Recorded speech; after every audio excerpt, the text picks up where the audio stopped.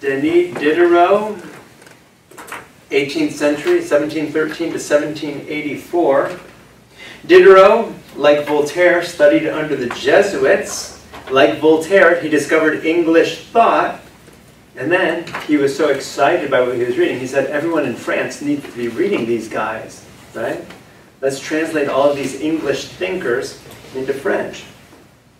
Diderot had no fixed philosophy. His ideas were constantly changing, which is why one day he was a deist, the next day he was an atheist, the next day he was a pantheist, believing that God is in all things and all things are in. He was not so stable in his thoughts. He believed that natural religion arises within us. So if there is something about God, it's not going to come from some revelation outside of us. It's going to come from within us discovering God within us. Natural religion, we're going to call it. And so we don't need revelation. Revelation by superstitious human beings. No, instead, let's find out what are those. We could almost create a religion without the Bible by just looking at who we are as human beings in the world that we live in. And figuring out what's good and bad, right and wrong, thinking through where we come from. Without the Bible. Without the Bible, we can still think through where we come from. And we can still reason back to a first cause, God, where we come from. He said, Judaism and Christianity are mutually exclusive creations of superstition, both of which will perish. That's strong and that's ugly. Judaism is opposed to Christianity.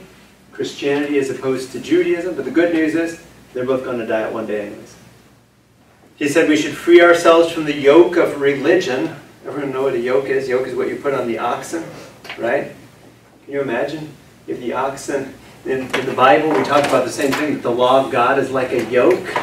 How it is that Moses, back in the time of Moses, they talked about the people being stiff-necked.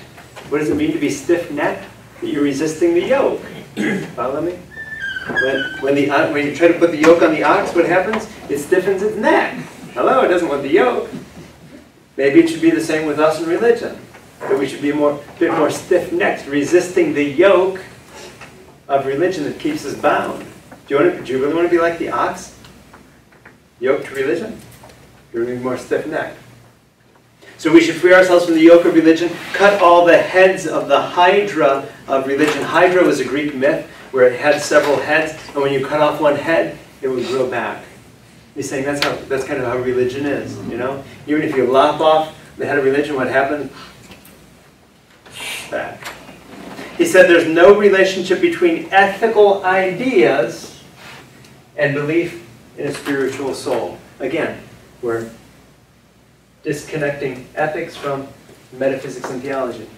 You don't have to believe in a soul to be good or bad.